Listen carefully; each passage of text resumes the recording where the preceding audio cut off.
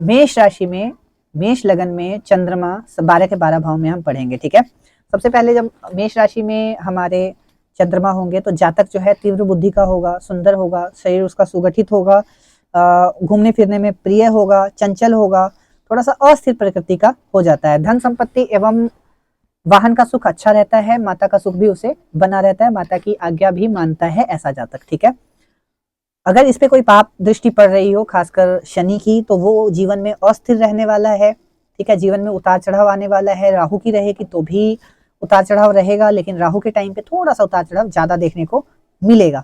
ठीक है, गुप्त चिंताएं बनी रहेंगी अगर केतु से दृष्ट हो। अब इसको हम चंद्रमा को रखते हैं द्वितीय भाव में। द्वितीय भाव में कौन सी राशि आ जाएगी? मेष लगन है तो दूसरी राशि यानी कि वृषभ राशि आ जाएगी।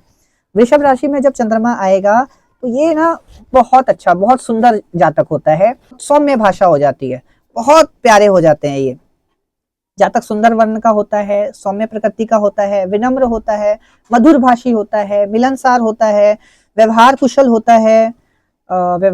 होता है, और उच्च शिक्षित होते हैं, भाग्यशाली तो होते हैं। ठीक है, सुंदर भी होते हैं। ठीक है, लड़की जातक हो तो पत्नी बहुत सुशील होती है। कहते हैं ना, बहुत सुशील आई है हमारे घर लक्ष्मी। तो अगर लड़की जातक है तो बहुत सुशील होगी लड़की, बोलने में बहुत ज्यादा बोल देंगे तो ऐसा लगेगा कि बस सौम्यता झलक रही है, मिठास झलक रही है।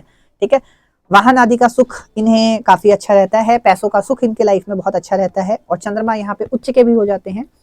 जब चंद्रमा यहाँ आए, ठीक है, तो इन लोगों को अधिक से अधिक परमार्थ के कार्य करने चाहिए। और अन्नदान बिना संकल्प लिए, यहाँ पे बात हो रही है, अन्नदान, लंगर वगैरह लगाना चाहिए इनको। ये चीजें ज्यादा अच्छी रह सकती है। अगर मान लीजिए यही पाप ग्रह से दृष्ट हो तो कार्य व्यवसाय में हानि होगी, पैसों का बहुत ज्यादा हानि होगा, धोखा मिल सकता है, मुकदमे हो सकते हैं।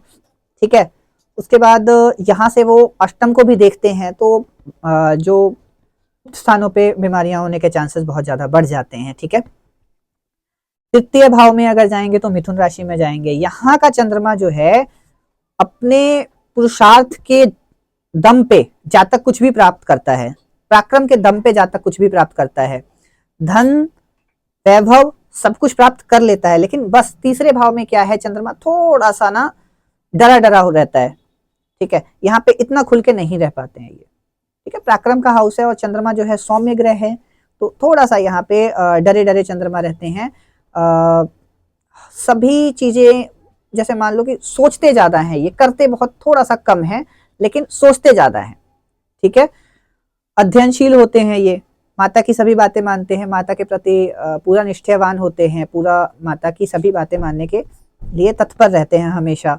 ठीक है, भाइयों की अपेक्षा इनको बहनों का सुख अधिक होता है। ठीक है, और दौड़ धूप के कार्य, व्यय, खर्चे कहाँ होते हैं, यात्राओं में खर्चे बहुत ज्यादा हो कर देते हैं ये। ठीक है, तो तर्क वितर्क से बातचीत करने वाले, क्योंकि ये हाउस किसका हो गया, हाउस बुध का हो गया, तो तर्क वितर्क तो आएगा ही।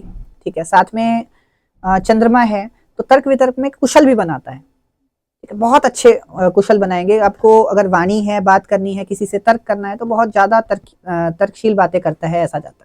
ठीक है, अब देखो जीवन में परेशानियां भी इनके बहुत आती हैं जब ये पाप ग्रह से दृष्ट हो या फिर पाप ग्रह से युति में हो। ठीक है, तो इन सब चीजों का ऑपोजिट भी देखने को मिलता है। चतुर्थ भाव में चंद्रमा यानी कर्क राशि में स्वग्रही हो गए। ठीक है, जातक धनी होगा, फिर से माता का सुख अच्छा होगा उनके पास। ठीक है, वाहन, घर आदि का सुख अच्छा होगा, मान सम्मान वाला जातक होगा, उच्च शिक्षित जातक होगा, स्त्री और संतान दोनों का सुख उसे बहुत अच्छा प्राप्त होगा। ठीक है, माता के प्रति फिर से निष्ठावान रहेगा। ठीक है, परोपकारी स्वभाव का रहेगा, धर्म कर्म में रुचि रखने वाला होगा। यहाँ पे सौम्य तरीके से अपने जीवन का निर्वाह करेगा। वो सौम्य तरीके से मतलब किसी से ऊंचा ना बोलना, नीचा ना बोलना, बस जो होता है ना बहुत अच्छे आदमी जिसको देखकर बोलते हैं बहुत यार ये तो आदमी बहुत सही है, ओके है, ठीक है, इसको लेके चलो आगे। ठीक है, तो ऐसे ही है, भाग्य बहुत साथ देने वाला होता है अगर चंद्रमा यहाँ पे होते हैं। वैसे भी जब चंद्रमा जब हमारे 4th हाउस में आ जाता है ना तो ये हमारे केंद्र में आ जाते हैं। ठीक है, तो केंद्र में चंद्रमा वैसे भी अच्छा काम कर लेते हैं। अब देखो यहाँ पे अगर पाप ग्रह से युक्त हो जाए, युति में आ जाए या फिर दृष्टि में आ जाए तो इन सब चीजों का हानि हो सकता है। जो भी मैंने बोला है पीछे उन सब चीजों में से हानि हो सकती है, उसका उल्टा भी देखने को कई बार मिल जाता है। 5वें भाव में जब चंद्रमा हो, ठीक है, तो पंचम भाव यानी कि सिंह राशि में चंद्रमा होगा, शिक्षा के घर में चंद्रमा है। यहाँ का जातक कह लो कि बहुत ज्यादा शिक्षित होगा, बुद्धि उसकी बहुत अच्छी होगी, ठीक है। एज इट इज जैसे फोर्थ हाउस में हमें चंद्रमा को देखने को मिला था, सभी कुछ सिमिलैरिटी ही मिलेगी यहाँ पे, ठीक है। यहाँ पे जो आदमी है कल्पनाशील होगा, ठीक है। यहाँ पे भूमि की सवारी की सभी सुखों से युक्त होगा इंसान, ठीक है। यहाँ से अगर इंसान ना शेयरों में, शेयर मार्केट में भी अगर निवेश करता है, 5 नंबर राशि में बैठे हैं चंद्रमा, तो उनको बहुत अच्छा फायदा देखने को मिलता है।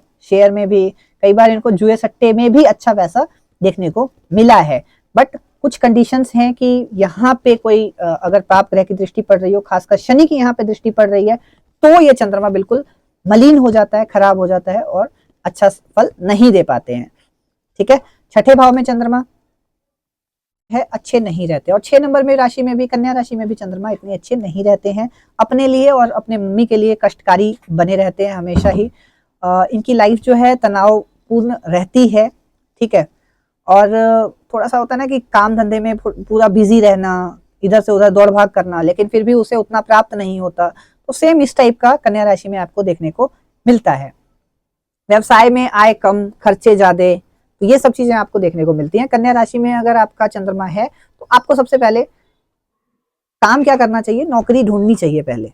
अगर आपको अपना बिजनेस करना भी है, आपका बिजनेस पापा का संभालना भी है, तो पहले कम से कम 6 महीना से 1 साल आपको बिजनेस कर लेना चाहिए, उसके बाद आगे। इसके बाद मान लीजिए कि यहाँ पे अगर मलिन दृष्टि पड़ जाए, चाहे वो किसी भी ग्रह की है, राहु की है, केतु की है, ठीक है, या फिर शनि की है, तो वो आपको गलत प्रभाव देंगे ही देंगे, ठीक है, परेशान करेंगे ही करेंगे, क्योंकि यहाँ पे चंद्रमा पहले से ही ठीक नहीं थे।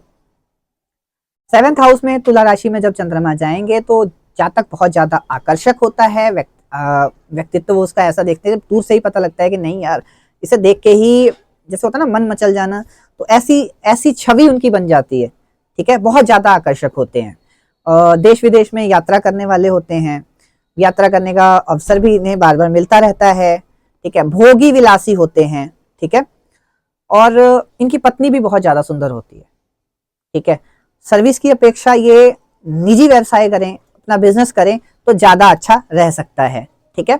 यहाँ पे इनकी प्लानिंग करने की क्षमता बहुत अच्छी रहती है, प्लानिंग बहुत ज्यादा करते हैं, दिन में भी कुछ ना कुछ सोचते ही रहते हैं, खुली आंखों से सपना देखना।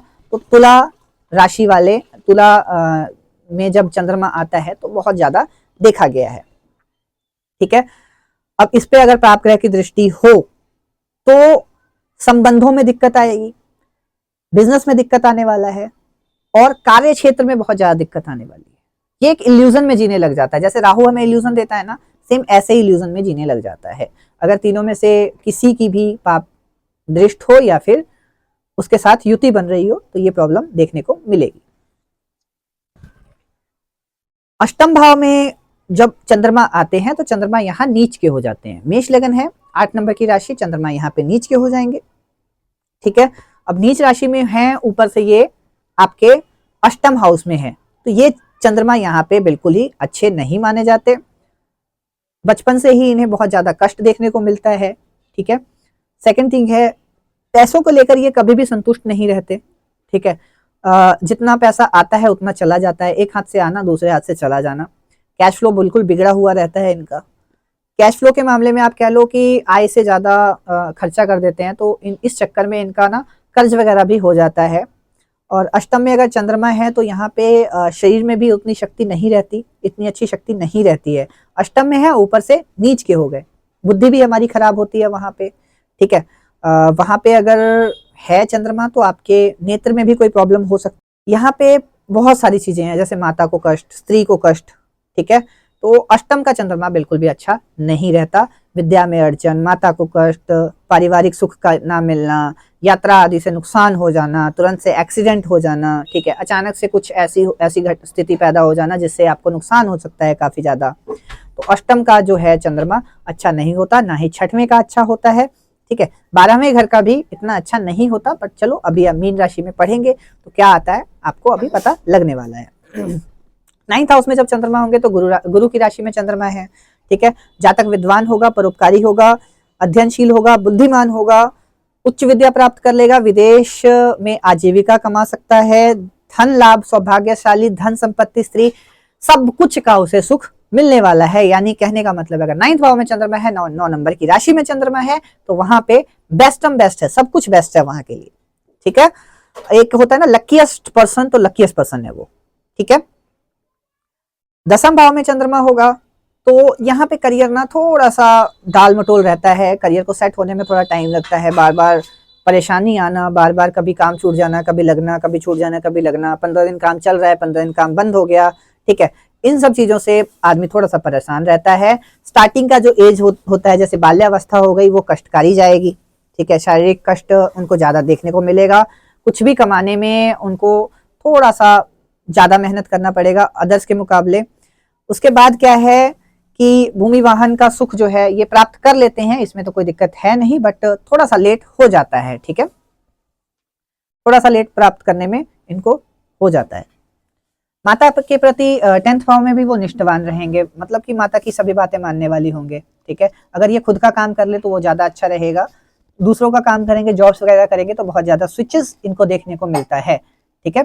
व्यवसाय में इनको उतार चढ़ाव देखने को मिलेगा, लेकिन अपना व्यवसाय ही इनके लिए ज्यादा बेटर रहता है। अब 11वें भाव में फिर से शनि की राशि में है, कुंभ राशि में है, जातक लेकिन धनी होगा, कामकाज के बारे में सोचने वाला होगा, हर टाइम जो है वो कामकाज के बारे में ही सोचता रहेगा, अपने प्लान्स बनाता रहेगा। उसके बाद अनेक बार प्रयास करने के बाद वो सफल भी हो जाएगा, लेकिन वो प्रयास करना बंद नहीं करेगा, ठीक है।